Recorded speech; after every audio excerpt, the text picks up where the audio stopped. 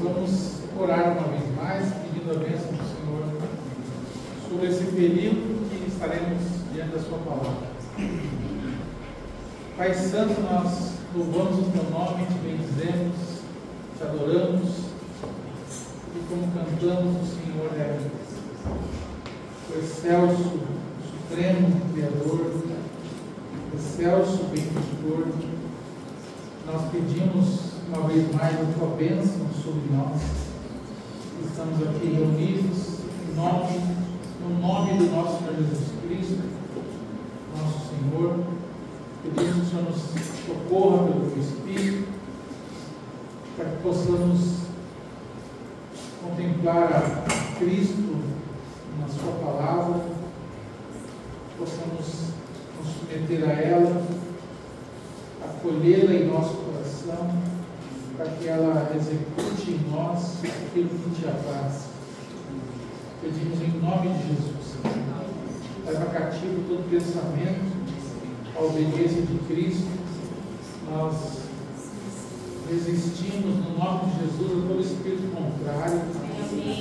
Ó Deus, que se levanta contra o Teu pensamento, para que Tu tenhas, Senhor, toda a liberdade para agir em nós e entre nós. Oramos no nome santo e glorioso do nosso Senhor Jesus Cristo. Amém. Amém, irmãos. Então, vamos dar continuidade, aqui em Pedro, ainda um assunto difícil, especialmente para um presbítero compartilhar. Ele vai falar sobre sujeição aos presbíteros. Então sempre paira esse temor, deve ser um temor carnal, mas é real. Um temor de que eu esteja falando, advogando em causa própria. Mas Deus é testemunha que essa não é a intenção, e nós vamos nos deter aqui no que está escrito. Amém? Lembrando que toda a palavra de Deus é proveitosa, toda a palavra de Deus é inspirada, toda a palavra de Deus é apta para instruir em justiça, para redarguir, para admoestar. Então é nesse espírito que nós nos deparamos com a palavra de Deus. 1 Pedro capítulo 5, versículos 5 a 7, apenas 3 versos, nós vamos considerar nesta manhã. Semelhantemente, vós jovens, sede sujeitos aos anciãos, e sede todos sujeitos uns aos outros, e revesti-vos de humildade, porque Deus resiste aos soberbos, mas dá graça aos humildes. Humilhai-vos, pois, debaixo da potente mão de Deus, para que a seu tempo vos exalte, lançando sobre Ele toda a vossa ansiedade, porque Ele tem cuidado de vós. Amém? Então aqui é uma palavra dirigida especialmente, mas não somente aos jovens.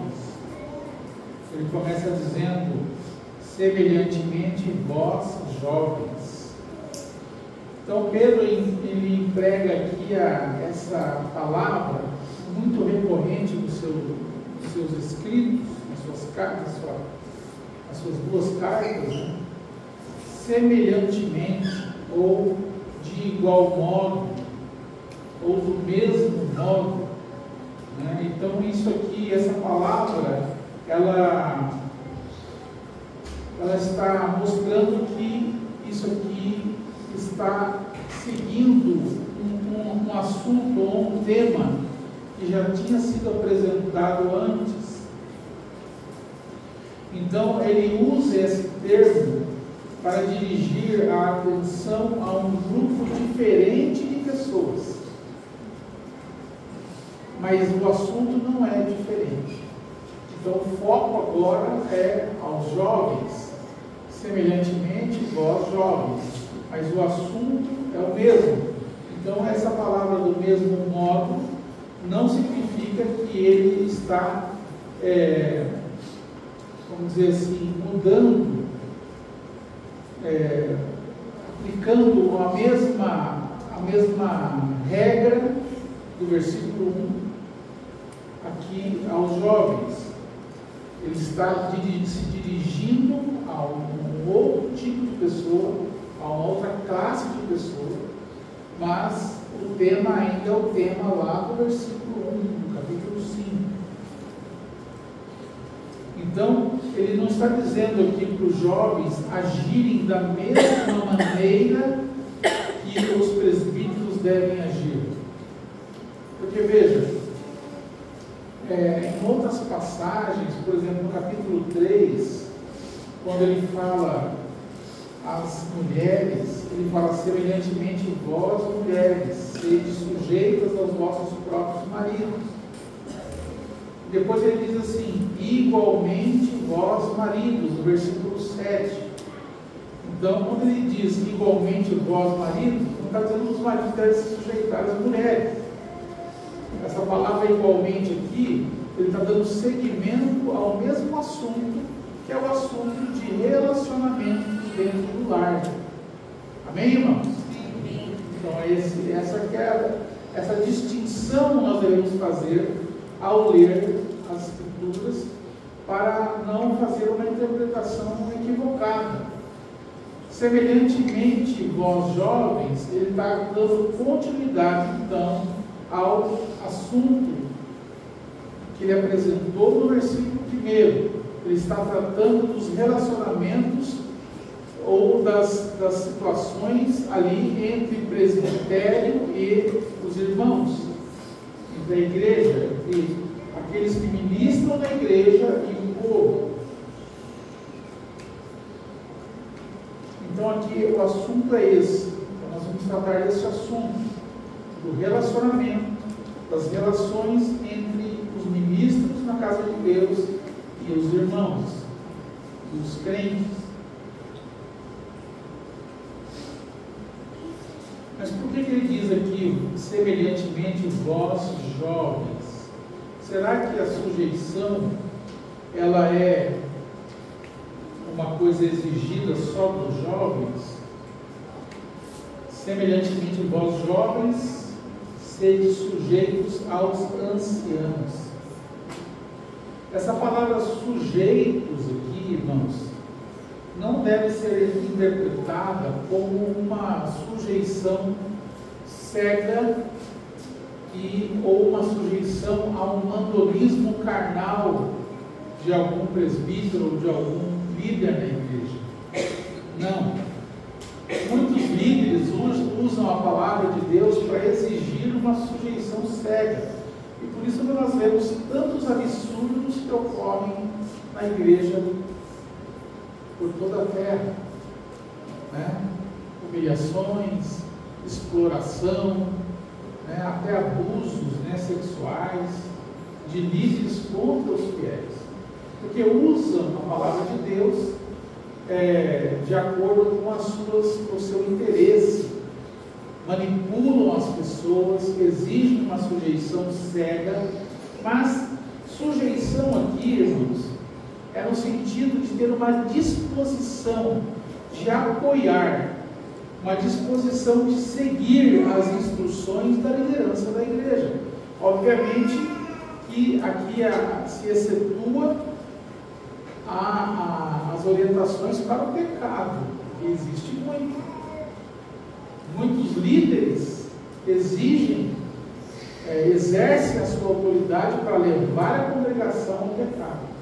Parece uma coisa tão distante de nós, né? Parece que até é uma coisa que não existe. Mas, irmãos, isso existe aos milhares.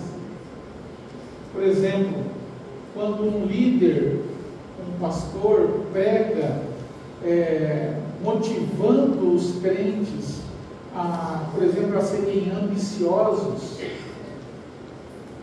isso aí eles não devem, os crentes não devem sujeição a um líder desse tipo, não é mesmo? Momoa, Carla, vieram de experiências desse tipo, a própria irmã Nancy, né? Pastores que motivavam os crentes a serem ambiciosos, a resumirem a bênção de Deus à bênção material, a achar que a bênção material é o fim de todas essas coisas, é o objetivo de vida e outras coisas mais, né? Distorções da palavra que são impostas aos crentes sob a alegação de que os crentes devem sujeição irrestrita aos líderes. Não. Irmãos, todos nós somos pecadores. Todos nós estamos no processo de santificação, inclusive os líderes, inclusive os pais, os filhos, todos nós estamos. Mas veja, a autoridade, a sujeição à autoridade é um princípio divino e ele existe em todas as esferas da sociedade, porque é uma lei de Deus. Nós vemos lá em Romanos capítulo 13, versículo 1, que nós devemos estar sujeitos a toda a autoridade, porque não há autoridade que não proceda de Deus. Não significa que Deus aprove toda a autoridade, mas toda a autoridade procede de Deus, porque Deus é o Todo-Poderoso. Deus detém todo o poder. Por isso que toda a autoridade procede de Deus, porque Ele é o Todo-Poderoso. Mas não significa que Deus aprove toda a autoridade. Então, quando nós lemos sede sujeitos, significa essa disposição de apoiar as instruções, o ensino, a liderança dos presbíteros. Não significa obedecer cegamente, especialmente naquilo que diz respeito ao pecado. Amém, irmãos? Essa palavra aqui, acho que a maioria dos irmãos tem a Bíblia, a Almeida Corrigida Fiel, que traduz a palavra ancião aqui nessa passagem, a palavra presbíteros, que é uma palavra grega, traduz como anciãos. Essa não é a melhor tradução, né? Se o Chico estivesse aqui, ele já estava tendo um ataque ali, porque ele é um irmão que defende a CF, e de fato é a melhor tradução, mas nessa passagem não foi feliz, né? Porque aqui dá a impressão de que Pedro está falando do relacionamento entre pessoas de diferentes idades, que ancião é a pessoa mais velha, mas a melhor tradução aqui seria presbíteros mesmo, ou pastores. Como que está a sua tradução? Então essa é a tradução correta, né? Porque aí a pessoa que traduziu a Bíblia, ela achou que Pedro estava fazendo ali uma comparação paralela, porque apresenta a palavra jovens. Vós jovens, serem sujeitos aos mais velhos, jovens e velhos, fazendo uma relação ali de idade, uma comparação, mas não é. Aqui a palavra significa ancião, a palavra ancião deveria ser traduzida como presbíteros, porque lembra que eu falei no começo que aqui ele está no mesmo tema iniciado no versículo 1, que é a relação entre os ministros e os crentes, entre os pastores e os crentes. É esse o sentido. Obviamente que essa versão aqui é a melhor versão, né? É a mais fiel ao texto, mas nenhuma versão é perfeita, né? Só realmente os originais ali, mas aí teria que ser um mestre em grego, em hebraico, para poder entender. Mas, dito isso, vamos seguir aqui. Então, nós vimos que o sentido da palavra ancião aqui tem que ser determinado pelo contexto.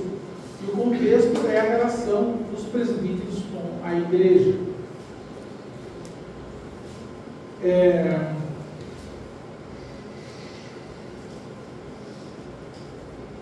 Como se relacionar então com o presbitério da igreja? Como se relacionar com os presbíteros? uma coisa que nós procuramos viver, nós que vivemos a vida da igreja, que procuramos observar o padrão neotestamentário de relacionamentos, de organização, da vida da igreja, nós não fazemos essa distinção de importância na igreja. Nós entendemos que todos nós somos membros do corpo de Cristo. Todos nós temos função no corpo, como um braço, uma perna, os olhos no corpo humano.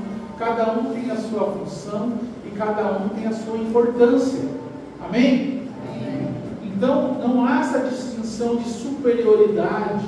O presbítero é superior ao membro comum. De maneira nenhuma. Né? Até porque o princípio que Jesus nos ensinou é que o maior entre vós seja o que vos sirva. Então, isso na igreja nós não praticamos essa distinção.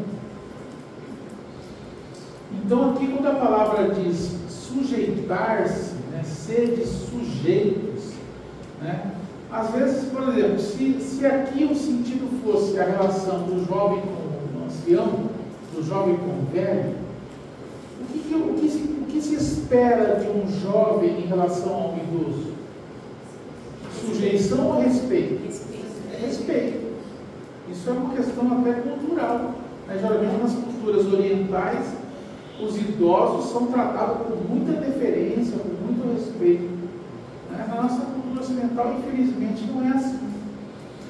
Mas aqui não é apenas jovens, respeitem os idosos. Não. Aqui o sentido é, jovens, estejam sujeitos à autoridade na igreja dos presbíteros, à autoridade dos presbíteros na igreja. Amém, irmãos? Esse é o sentido. Então, sujeitar-se aqui significa submissão a uma autoridade, não apenas respeito. Né? Respeito nós devemos ter com todos os irmãos, especialmente os mais velhos. Né?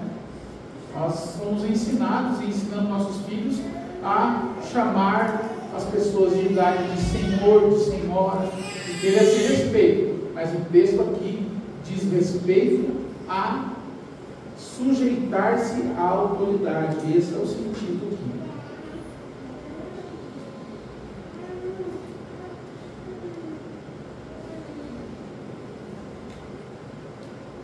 Por que será então que Pedro, ao ordenar essa submissão aos presbíteros, por que ele se dirigiu apenas aos mais jovens e não à igreja toda?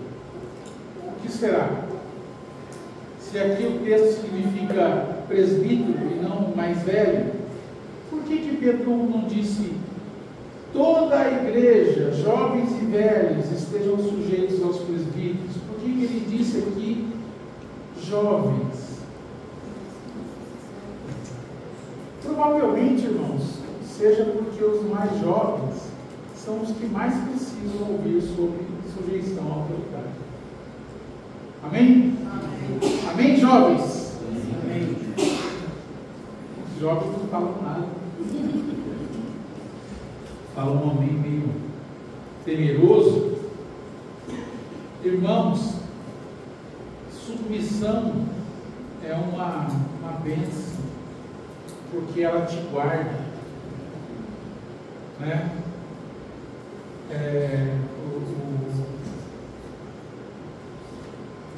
O Nani começou lendo Marcos, capítulo 10, o mesmo capítulo ali, um pouco à frente, nós vemos um padrão que o Senhor estabeleceu no seu povo. Marcos, capítulo 10, versículo 35 diz assim: E aproximaram-se dele Tiago e João, filho de Zebedeu, dizendo: Mestre, queremos que nos faça o que te pedimos. Aí isso aqui já é aquela pegadinha, né? Se eu te pedir uma coisa, você me dá? Antes de falar de que coisa que é. E ele lhes disse: que quereis que eu vos faça? Imagina, querendo tapear o mestre. Impossível. O Senhor então disse: então o que vocês querem? E eles lhe disseram: concede-nos que na tua glória nos assentemos um à tua direita e outro à tua esquerda. Porque são pretensiosos, né? Eu imagino que João e Tiago eram jovens, né? Porque João era o caçula da turma, né? João era o mais novo, tanto que foi o último a morrer, né? João era o mais jovem, acredito eu. E eles pediram um pedido bem pretensioso. Irmãos, o coração do jovem é assim. Ele almeja altas posições, naturalmente falando, né? Ele quer ser o mais admirado, o mais popular, o que tem mais dinheiro. Talvez nem todas as coisas juntas, mas sempre uma delas, né? Mas Jesus lhes disse: não sabeis o que pedis? Podeis vós beber o cálice que eu bebo e ser batizado com o batismo que eu sou batizado? E eles lhes disseram: podemos. Podemos. Então veja aqui a presunção deles. E o jovem, irmãos, ele se presume na sua força, né? Por exemplo, o jovem, eu sempre repito isso, os jovens estão enjoados de ouvir, mas o jovem, por exemplo, nunca considera a morte, nunca considera, né, o fim da vida, uma coisa que nem passa na cabeça deles. Por isso cometem as loucuras que cometem, se expõem a perigos, se arriscam. Então é essa presunção aqui. Podemos enfrentar qualquer coisa. Jesus, porém, lhes disse: em verdade vós bebereis o cálice que eu beber, e sereis batizados com o batismo com que eu sou batizado. Algum tempo depois eles sofreriam essas coisas. Mas o assentar-se à minha direita ou à minha esquerda não me pertence a mim concedê-lo, mas isso é para aqueles a quem está reservado. E os 10, tendo ouvido isto, começaram a indignar-se contra Tiago e João. Eles só conseguiram a inimizade e a indignação dos outros 10. Mas Jesus, chamando-os a si, disse-lhes: sabeis que os que julgam ser príncipes dos gentios, deles se assenhoreiam, e os seus grandes usam de autoridade sobre eles. Esse é o padrão do mundo. O padrão do mundo é um se assenhorear do outro, dominar sobre o outro. Usam de autoridade. Essa não é uma autoridade do reino. Irmãos, a autoridade do reino, ela é alcançada pelo exemplo, não pela força, não por cargo. Não. Jesus, ele é o homem nessa terra com maior autoridade. Ele disse: é-lhe dado toda a autoridade, todo o poder dos céus e na terra. Imagina, irmãos, o homem mais poderoso do universo deixou de ser crucificado.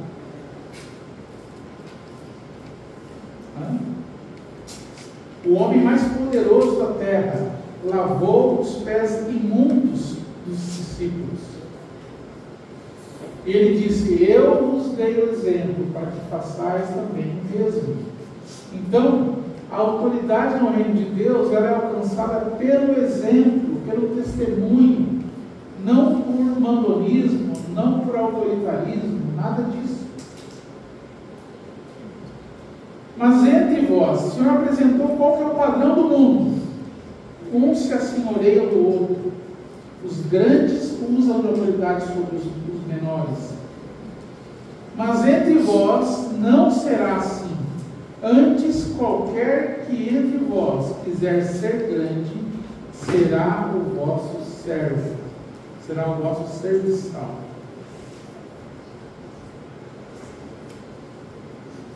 E qualquer que dentre vós quiser ser o primeiro, será servo de todos. Porque, olha lá o exemplo.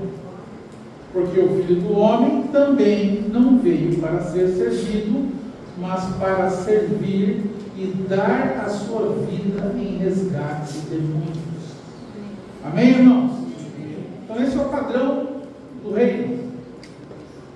O padrão do mundo é o autoritarismo, domínio. O padrão no reino de Deus é o padrão do serviço, do sujeitar-se. Sujeitar-se àquele que é pior do que você. Né? A gente é ruim, mas tem gente mais ruim que a gente. E tem que submeter àquele. Amém? Por isso, irmãos, que a palavra do reino, ela está escondida para a maioria das pessoas. Eles não entendem isso. Para você exercer autoridade no sistema religioso, você tem que acumular muitos títulos. Quanto mais títulos, mais autoridade. No reino quanto mais humilhação, mais autoridade. Quanto mais serviço, mais autoridade. Amém? Amém. É o contrário. Graças a Deus. Amém, irmãos? Amém. É o contrário. Graças a Deus que o Senhor revelou essas coisas para nós. Nós, os seus pequeninos. Então é provável, bem provável, irmãos, que Pedro falou aos jovens, porque aos jovens é necessária essa palavra. É um lembrete para que eles sejam sujeitos à autoridade dentro da igreja. Não só os jovens meninos, mas as moças, sejam sujeitas.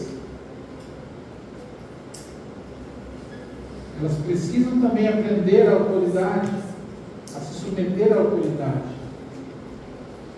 Então, quando ele diz aqui, vós jovens, não significa que os não jovens, ou que os jovens há mais tempo, estejam livres dessa ordenação aqui.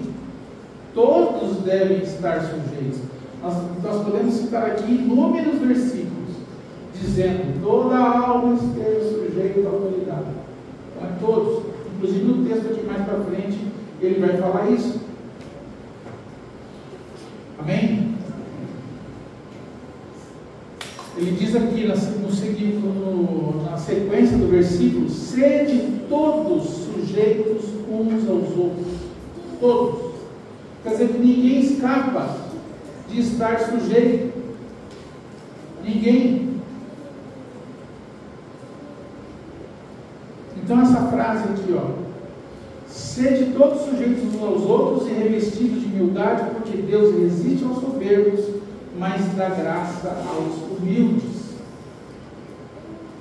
Então, Pedro está passando aqui de uma análise entre o relacionamento dos jovens com os presbíteros para o relacionamento de uns para com os outros, ou seja, toda a igreja. Então ele trata aqui, irmãos, do relacionamento entre toda a igreja, não só entre presbíteros e igreja, entre presbíteros e jovens, mas todos nós devemos nos sujeitar uns aos outros. Então veja, todos os nossos relacionamentos, irmãos, todos os nossos relacionamentos, de uns para com os outros, deve ser essa esfera de humildade, essa esfera de sujeição mútua. Amém? Todos devem se submeter. Veja aqui em Efésios.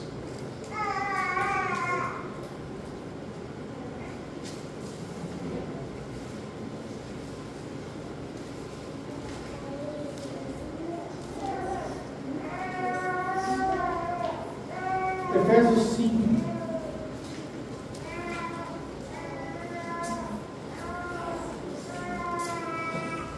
Este é um dos efeitos, irmãos, que o Espírito Santo produz na igreja.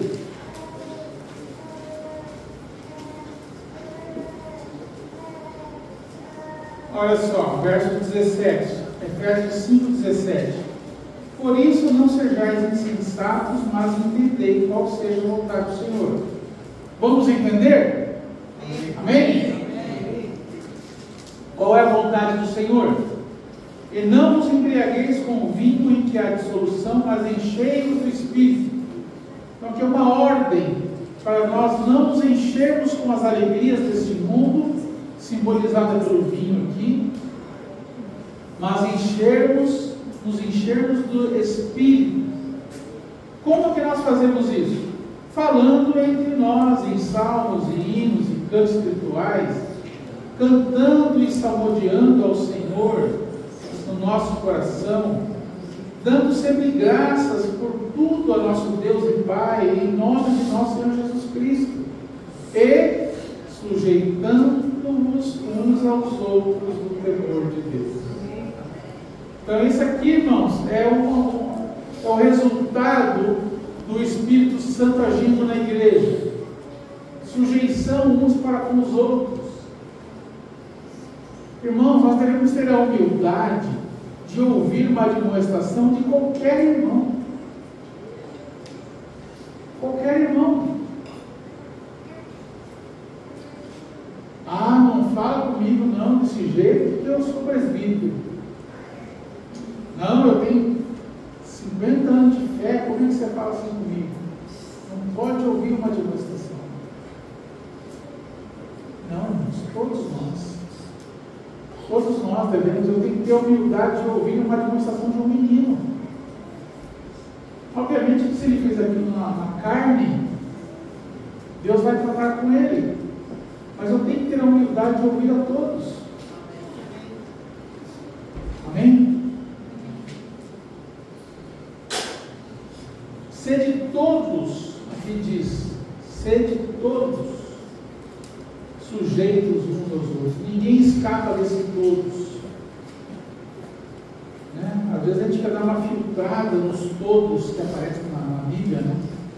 Todas as coisas contribuem para o bem daqueles que amam a Deus. Nossa, mas todas? O que é todas? Todas. Até aquelas que nós reputamos como ruins. Sede todos sujeitos uns aos outros. Ah, mas todos? Até aquele irmão lá, sim. Todos é todos. Então, essa expressão sede todos sujeitos uns aos outros fala de uma atitude que coloca os outros em primeiro lugar. É o que nós vemos em Marcos capítulo 10. Quem que é a pessoa mais importante? O outro. Qual que é o desejo mais importante? Do outro. Na igreja, irmão, nós deveríamos disputar o último lugar na fila da refeição. Né? Às vezes acontece que a gente quer disputar o primeiro. O primeiro lugar no JP. Para pegar o pedação maior de carne, mais amigos. Este não é o espírito que o Senhor quer que nós tenhamos. Nós devemos sempre preferir em honra o outro. Amém? Amém. Ah, irmãos, vamos buscar esse padrão. Será que é impossível esse padrão? Será que é impossível? Será que o Senhor nos enganou, nos colocando uma meta que ninguém pode alcançar? De maneira nenhuma. Que nós procuremos isso com todo o nosso coração. Priorizar os desejos, as necessidades, tudo dos outros. Porque este, irmãos, é o exemplo que Jesus deu. Jesus sendo o maior, Filipenses, capítulo 2, a partir do versículo 5. Subsistindo eternamente na forma de Deus. não teve por usurpação ser igual a Deus. Antes se humilhou, se esvaziou, tomando a forma de homem, e sendo achado na forma humana, ainda se rebaixou mais ainda, tomando a forma de servo. Por isso Deus o exaltou soberanamente. Olha, irmãos, o caminho para a exaltação, nós vamos ver nesse texto mesmo.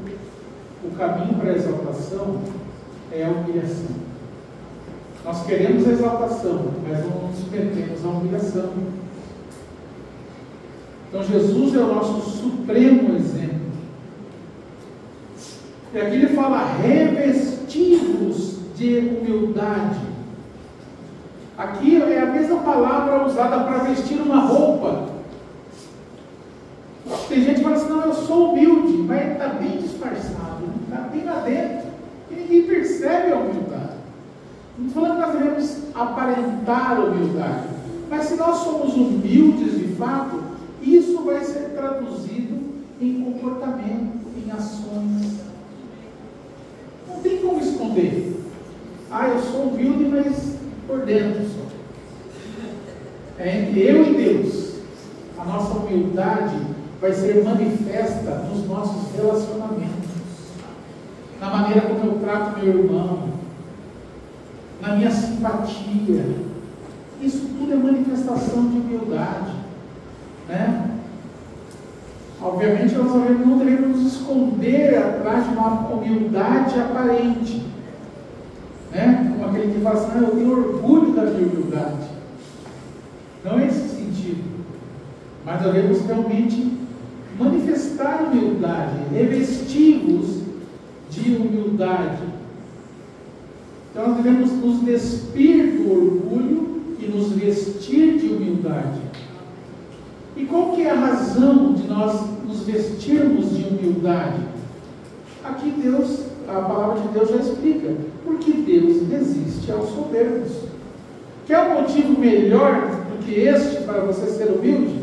O Deus Todo-Poderoso, que ninguém pode deter, que criou todas as coisas, que tem o poder para fazer o que Ele quiser, Ele resiste aos soberbos. Irmãos, imagina você ser resistido pelo próprio Deus. Então a razão, o motivo para nós sermos humildes, para nós nos revestirmos de humildade, é porque Deus resiste aos soberbos, aos arrogantes, aos orgulhosos. Os soberbos são aqueles que confiam em si mesmos. É aquele que fala assim: eu me garanto, eu sei fazer, eu não preciso de ninguém, eu não dependo de nada, não dependo de ninguém. Estes são os soberbos, que confiam em si mesmos, ao passo que os humildes confiam em quem? Em Deus. Eles não confiam em si mesmos, eles conhecem a sua condição, a sua indignidade, a sua fraqueza, a sua incapacidade. Então eles depositam a sua confiança em Deus. E em quem Deus tem prazer? Conforme está lá em Hebreus capítulo 11. Naqueles que têm fé nele. Eles são o prazer de Deus.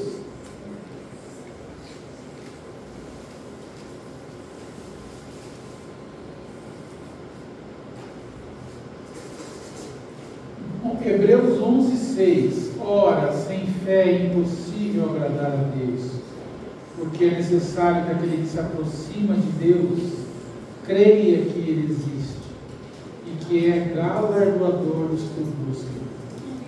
Então o humilde é aquele que busca Deus. Ele não é suficiente em si mesmo. Ele se aproxima de Deus, ele crê em Deus, ele confia em Deus, e Deus tem prazer nele. Deus resiste aos soberbos, mas tem prazer naqueles que buscam a Deus, que o buscam. Outra diferença entre os soberbos e os humildes: os soberbos buscam glórias para si, os humildes buscam a glória de Deus. para Deus. Amém? Os humildes dão glória a Deus. O humilde não fala assim: o meu braço alcançou essa coisa, o meu braço alcançou isso. O humilde confessa: foi Deus que fez isso. Eu por mim nada podia fazer, mas o Senhor me socorreu, o Senhor me ajudou. Então ele faz tudo para a glória de Deus. Amém, irmãos? Nós temos então que trilhar esse caminho da humildade. Veja aí em 1 Coríntios, capítulo 1, versículo 26. Porque bem vedes, irmãos, a vossa vocação, que não são muitos os sábios segundo a carne, nem muitos os poderosos, nem muitos os nobres que são chamados, mas Deus escolheu, irmãos, olha nós aqui, 1 Coríntios 1, 27 agora. Deus escolheu as coisas loucas deste mundo para confundir as sábias, e Deus escolheu as coisas fracas deste mundo para confundir as fortes. E Deus escolheu as coisas vis deste mundo, e as desprezíveis, e as que não são, para aniquilar as que são, para que nenhuma carne se glorie perante Ele. Mas vós sois dele, aleluia, em Jesus Cristo, o qual foi feito por Deus, sabedoria, feito para nós, sabedoria, justiça, santificação, redenção, para que, como está escrito, aquele que se gloria, glorie-se no Senhor, aleluia. Voltando aqui no texto, avançando,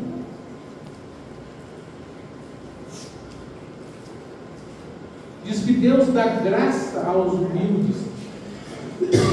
Irmãos, sobre a graça, Deus resiste aos soberbos. Nós não vamos ser, vamos dizer assim, listados entre eles, mas Deus dá graça aos humildes. Esta graça, irmãos, às vezes nós achamos que a graça de Deus se resume à graça salvadora, né? Pela graça sois salvos. Mas a graça é algo que é fundamental na nossa vida toda. Toda a nossa vida tem que ser permeada de graça. Inclusive o nosso desenvolvimento da vida cristã, ela é mediante a graça. Quando a palavra diz aqui, Deus resiste aos soberbos, mas dá graça aos humildes, aqui em português não dá para a gente perceber isso, mas no original, o modo verbal aqui, é como se estivesse escrito assim: Deus continuamente resiste aos soberbos e continuamente dá graça aos humildes. Nós precisamos da graça de Deus continuamente. E para isso nós precisamos trilhar o caminho da humildade, da humilhação, da sujeição. Porque nós precisamos da graça de Deus todo o tempo, irmãos. Todo o tempo nós dependemos da graça. A cada dia, a cada pecado cometido, precisamos da graça de Deus para vencer o pecado, para sermos de novo levantados. Precisamos da graça de Deus para enfrentar esse mundo que não se opõe a nós. Verso 6: humilhai-vos, pois, debaixo da potente mão de Deus, para que a seu tempo Ele vos exalte. Então agora Pedro, que falou da humildade de uns para com os outros, da sujeição, da humilhação de uns para com os outros, agora ele passa a falar da humilhação na nossa relação com Deus.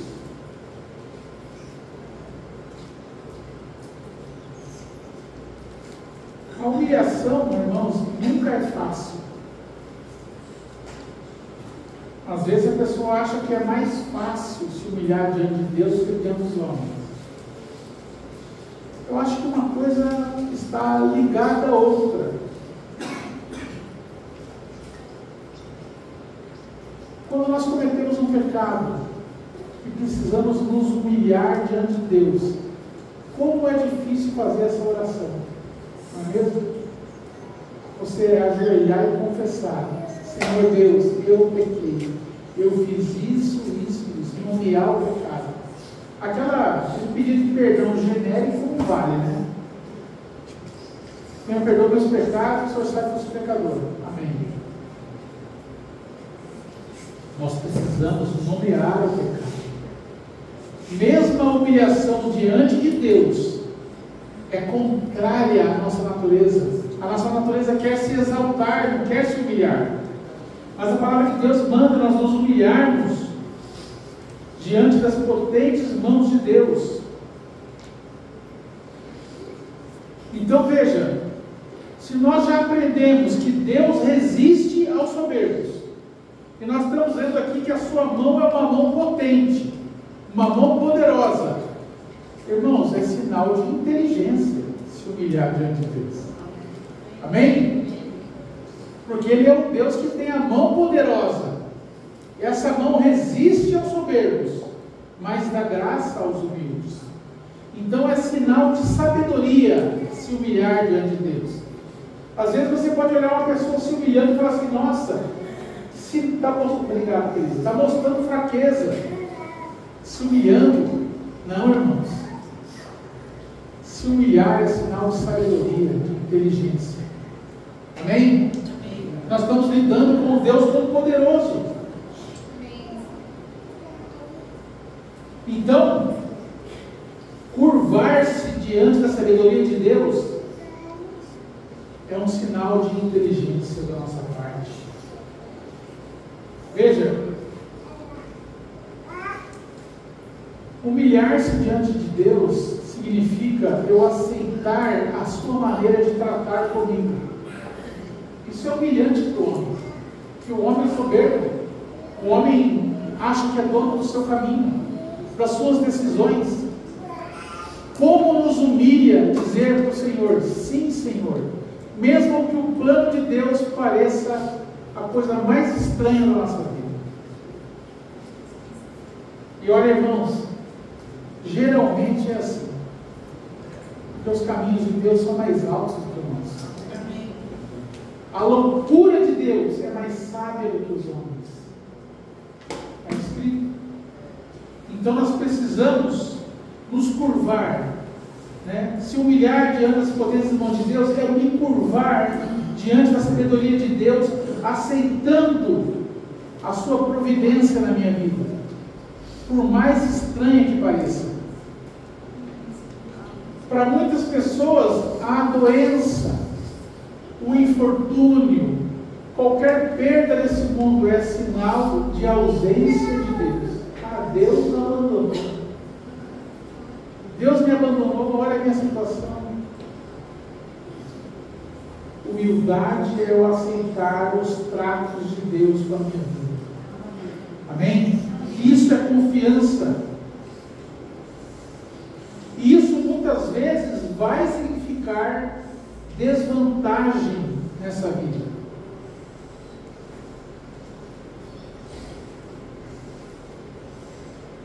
Por exemplo, você abrir mão de um direito seu num prato com um irmão de fé. Isso, humanamente falando, é desvantagem. Eu vou perder o irmão para ganhar o irmão. E aí? Muitas vezes a providência de Deus na nossa vida vai significar tomar prejuízo, sofrer o dano. Mas o crente verdadeiro, sempre vai ser benéfico se humilhar, ir diante de Deus e falar: Senhor, essa é a sua vontade, eu me submeto a ela. Porque aqui ele diz assim: para que a seu tempo vos exalte, humilhai-vos, pois, debaixo da potente mão de Deus, para que a seu tempo ele vos exalte. Aí a malandragem humana entra em ação, né? Eu vou me humilhar e eu sei que daqui a pouco Deus vai me exaltar, né? Eu vou sofrer o dano desse irmão, mas eu sei que daqui a um tempo eu vou estar pisando no pescoço dele. Porque está escrito: humilhai-vos, a seu tempo ele vai te exaltar. Será que é assim? Quem conhece o tempo de Deus? A seu tempo ele nos exalte. Pode ser, irmão, que você se humilhar hoje, você vai ser exaltado só no dia eterno. E aí? Vale a pena se humilhar? Amém? Mesmo que a recompensa seja lá para frente? Olha, o irmão começou aqui lendo para nós a passagem do mancebo rico. O irmão Eleazar do Prado chamava de mancebo rico, né? Porque era burro, foi burro. Porque não é sinal de sabedoria se humilhar? Ele chegou assim: tudo isso tenho observado desde a minha mocidade.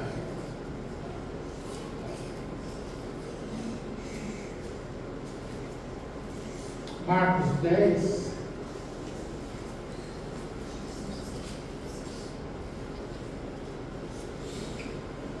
verso 20.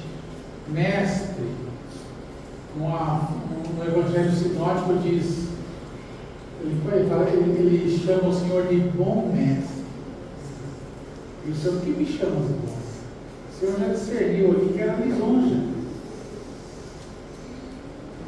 E a lisonja é típico do orgulhoso, não é mesmo?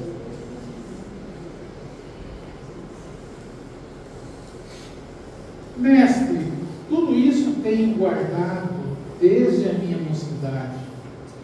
E Jesus, olhando para ele, o amou. Né? Essa que o irmão ressaltou aqui, essa expressão, o amor. Irmãos, mesmo as restrições que o Senhor te coloca na sua vida, é ainda produto do seu amor. Amém? O Senhor pode te restringir, e Ele faz isso através de quê? Muitos esperam que o Senhor o restrinja pessoalmente. Vai ter uma epifania de Cristo, vai aparecer para o sujeito e falar assim: meu filho, não faça isso. Ah, isso eu obedeço. Jesus apareceu para mim. Olha para o teu lado aí. Olha. Olha Jesus aí. Amém? E aí?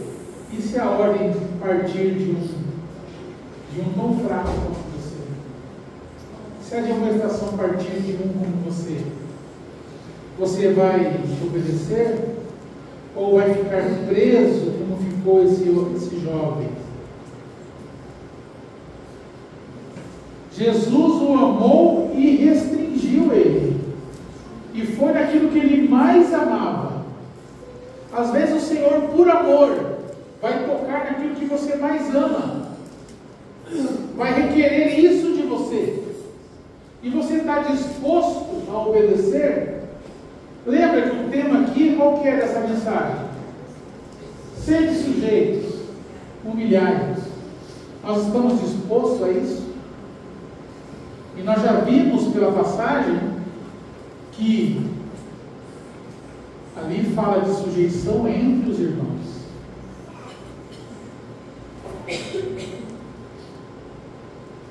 E Jesus, olhando para ele, o amou e disse: falta-te uma coisa.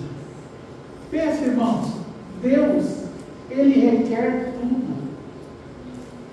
Você pode ser um excelente crente, um cidadão de bem, pagador de imposto, etc. Não roubo, não mato, não fumo, não bebo.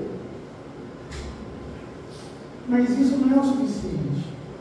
Deus quer a integralidade do seu coração. Ele quer tudo. A glória pertence a Ele, é tudo para Ele. Dele, por Ele, para Ele são todas as coisas. Nós cantamos e nos emocionamos.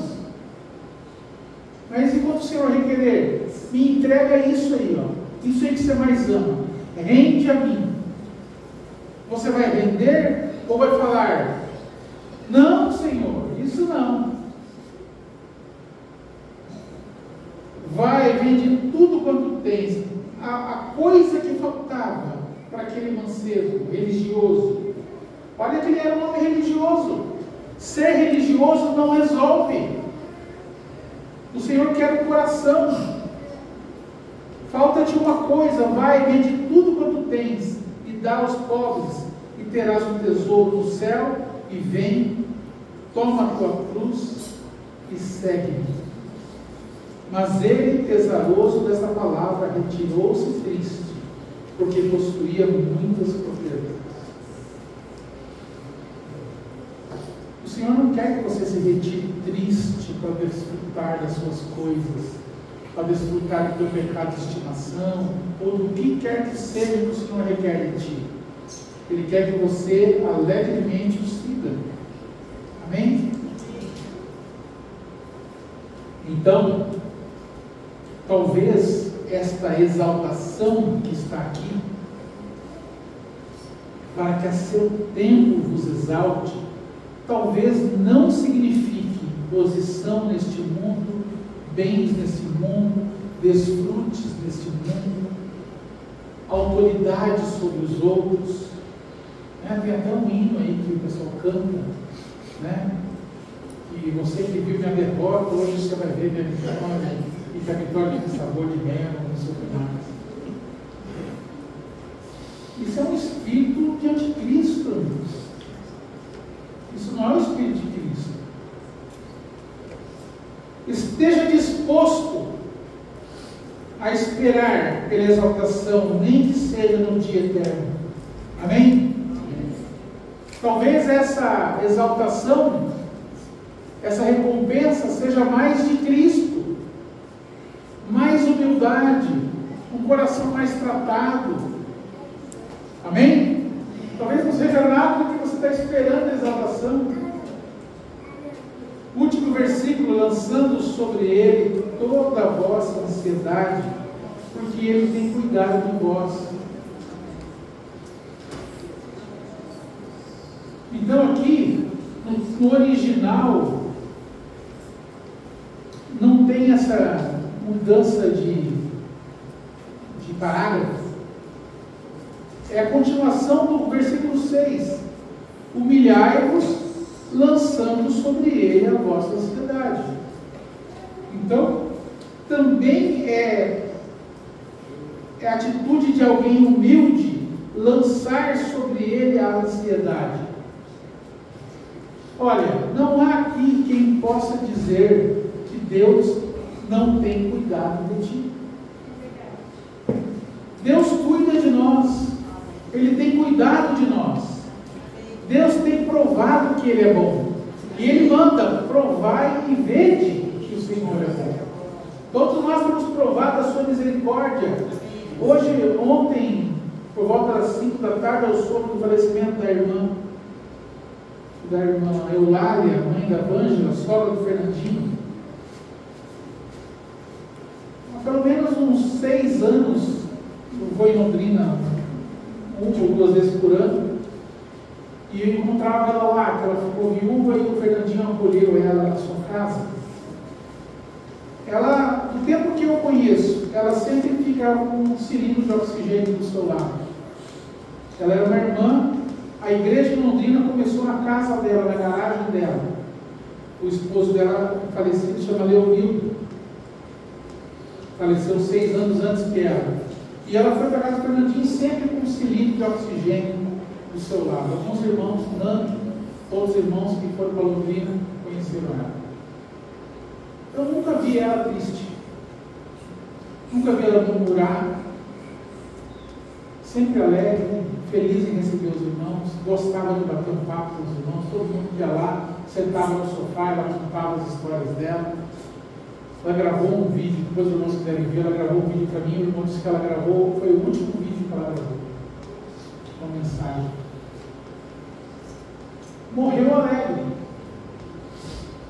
né? Grata pelo Senhor. Ela queria viver, mas o Senhor cumpriu os dias dela ali, faltava 3 dias para completar 90 anos. Então, irmãos, nós precisamos ter esse tipo de gratidão a Deus. saber que Ele tem cuidado de nós. Então nós não precisamos ficar ansiosos, preocupados. Nós precisamos lançar, irmãos, a ansiedade é uma carga que nós não podemos carregar. Veja aí no Salmo, eu leio essa última passagem, Salmo 55.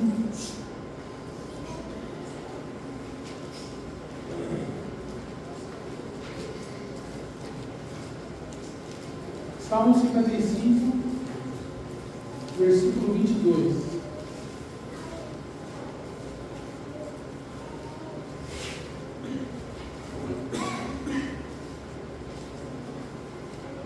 Lança o teu cuidado sobre o Senhor. Essa palavra cuidado pode ser traduzida por ansiedade.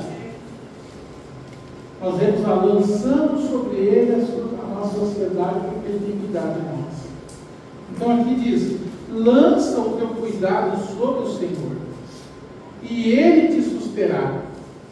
Porque, irmãos, os nossos muitos cuidados, nós não podemos carregar. É um fardo pesado demais para nós. Nós adoecemos quando nós queremos sustentar o nosso fardo e não lançamos aos pés do Senhor. Lança o teu cuidado sobre o Senhor, e Ele te susterá. Não permitirá jamais que o justo seja abalado. Então nós podemos confiar, podemos lançar nossa ansiedade. Então, veja, o versículo 7 é a continuação do 6. Humilhai-vos, nós podemos dizer assim, humilhai-vos debaixo da potente mão de Deus. Como? Lançando sobre Ele a nossa ansiedade, porque Ele tem cuidado de nós. Então, lançar a nossa ansiedade sobre o Senhor é o caminho para a humildade.